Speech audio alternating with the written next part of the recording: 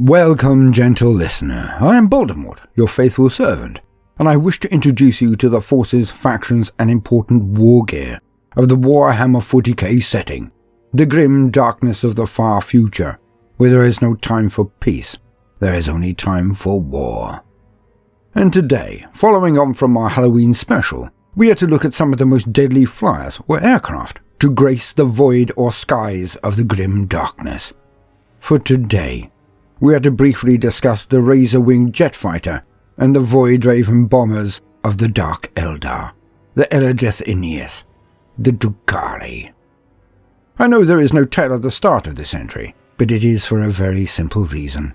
Sometimes I do not feel I have to reinvent the wheel, and the write-up for these fell craft of evil is very explicit. So, as usual, for the very basics, let us lean on existing wisdom. To quote, razor-winged jet fighters.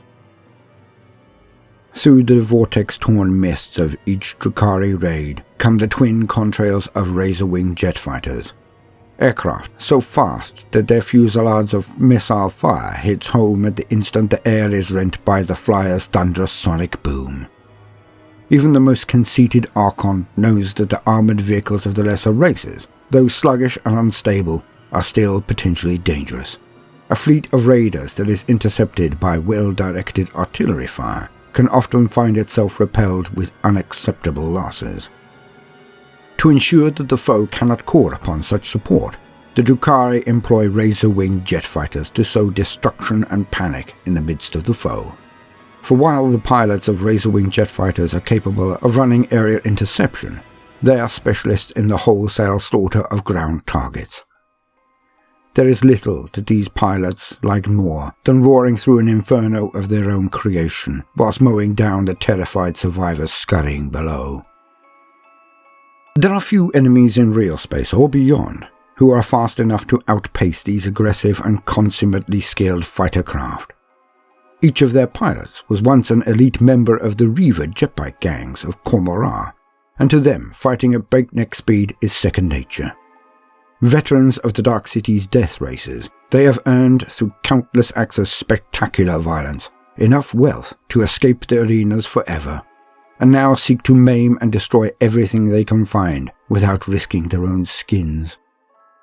The razor-winged jet fighter is the perfect tool for achieving this desire, a nigh untouchable instrument of death and darkness. Razor-winged jet fighters boast an array of diabolically effective missiles. When a squadron of razor-wings looses a salvo, it often appears as if the ground is being raked by monstrous invisible talons. Most surgically efficient of all is the dreaded monoscythe missile, remotely steered by the fighter's pilot into the thick of the foe. The secret to their terrifying reputation is in their warheads. When detonated, they emit not a conventional blast, but one that is constrained to a specific plane by complex inbuilt power shields. A great horizontal sheet of force erupts outwards at a certain height, decapitating or even cutting in half everyone caught in the blast zone. Such a clinical multiple kill is very satisfying to the jet fighter's pilot, for all Drukhari appreciate a well-administered death. Necrotoxin missiles have a similarly devastating effect against hordes of lightly armoured enemies. Within the warhead of each missile is a large reservoir of virulent poisons. The warhead shatters upon impact, sending shards of toxin-coated shrapnel tearing through the flesh of huddled masses of victims. Those not instantly killed by the lacerating shower quickly succumb to the effects of brain-eating viruses and necrodermal pathogens. Perhaps the most morbidly inventive payload is that of the Shatterfield missile. This warhead actually houses two separate detonation cores. The first of these drains the detonation zone of all thermal energy, transforming those caught in the blast to brittle statues. The second core then sends out a shockwave of percussive force that shatters its frozen victims into thousands of pieces. Along with its missiles, each razor-winged jet fighter also bears an array of other armaments with which it can reap the souls from its prey, including a pair of cannons mounted on the wings. Those pilots who take sadistic glee in mowing through ranks of infantry tend to favour disintegrator cannons. These highly sophisticated guns fire particles of unstable matter harnessed from stolen suns to swiftly atomize even heavily armoured targets. Other Razorwings are instead fitted with a pair of dark lances, allowing their pilots to impale rumbling war engines and monstrous beasts with beams of dark light energy. But all of these craft bear nose-mounted twin splinter rifles, which afford the perfect vantage point for the pilot to see their victims torn to shreds. In silhouette, Razorwing jet fighters appear like jagged, double-edged blades, their crescent wings and sword-sharp curves conveying their lethal power. Due to their deadliness, they are also a symbol of elevated status, and pilots have been known to adorn their craft with the skins of enemies they have slain, both in real space and within Khor-Mora. Voidraven Bombers. Though the Drukhari consider the Voidraven Bomber to be the ultimate in heavy weapons deployment, it is still capable of outstripping even the most agile fighter crafts of the Imperium with ease. The Voidraven shares many similarities with the Razorwing jet fighter, having distinctive sickle wings and comparable aerodynamic design, but it carries a far larger and more deadly payload than its smaller cousin, the dreaded Void Mine. Much like the pilots of Razorwing jet fighters, Voidraven bomber pilots are veterans of the death races that take place amidst the tall spires of High Khor-Mora. Speed is in their blood, and they think nothing of breakneck aerial maneuvers that would kill a lesser steersman. It is not the pilot of the Voidraven bomber that defines its role, however. It is the gunner at its front that is the true maestro of the symphony of mayhem that the Drukhari inflict upon their prey. At the fore of each Voidraven is a crystal pot housing a saddle much like that upon a Reaver's jet bike, surrounded by targeting holographs and crosshair runes that flicker and dance over the gunner's unwitting prey. Ensconced within this lavishly appointed cocoon, the Voidraven's gunner will unleash searing fusillades from the craft's primary guns, either dark scythes that rake the foe with dark light, or void lances that fire pulses of energy harvested from beyond the shattered spars of the webway. Unlike the Razorwing jet fighter, whose pilots rejoice in the ear-splitting crack boom of its passage, the Voidraven bomber mounts complex sonic dampers that completely obscure the sound of its engine. Often the first an enemy emplacement will know of a Voidraven's presence is when twin beams sear great scars into whatever defensive artillery they might have employed against it. Once the gunner has ensured that they can work without interruption, they will deploy the craft's Void Mine from the Voidraven's weapon nacelles. The Void Mine, delivered with pinpoint accuracy, detonates not one but two warheads, one a split second before the other. The first has no direct effect, for it merely establishes a sphere of force, a bubble in reality that protects everything outside and condemns everything within. The second contains a particle of purest dark light, released from its containment field by the primary detonation.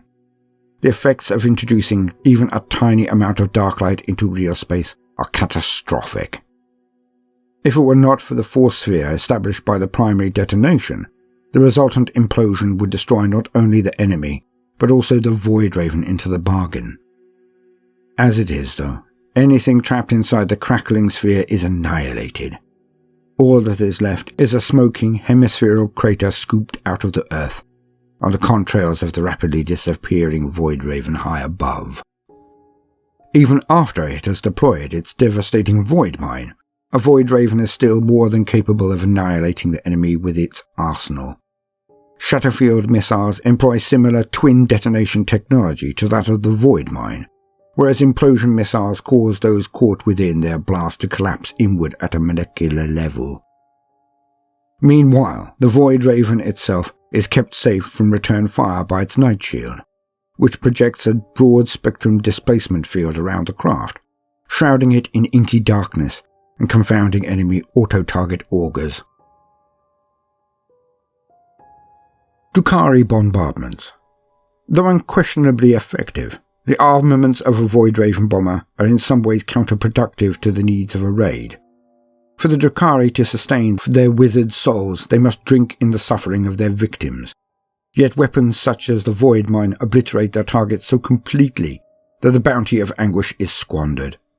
However, by annihilating defensive structures and heavily armoured targets, a Void Raven bomber allows the rest of its raiding party to close upon the enemy's position, where they can revel in a degree of close-range slaughter that more than makes up for the initial loss of torment.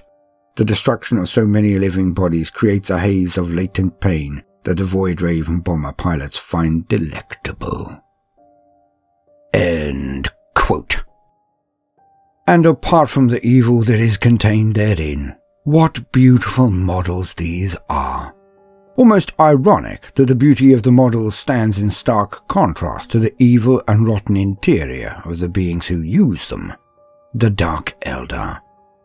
And I have some myself. I can fully attest to the hilarity on my part and the disconsolate, dejected look from their victims. For sometimes, in odd editions, a model will do exactly what it says on the tin. Perform as one would imagine from the fluff, the blurb, the write-up we have just heard. And how I do chortle when a void bomb goes off and a large unit of elites will be smashed to pieces, earning me more than one daggered look from my friend on the receiving end, but only for a short time.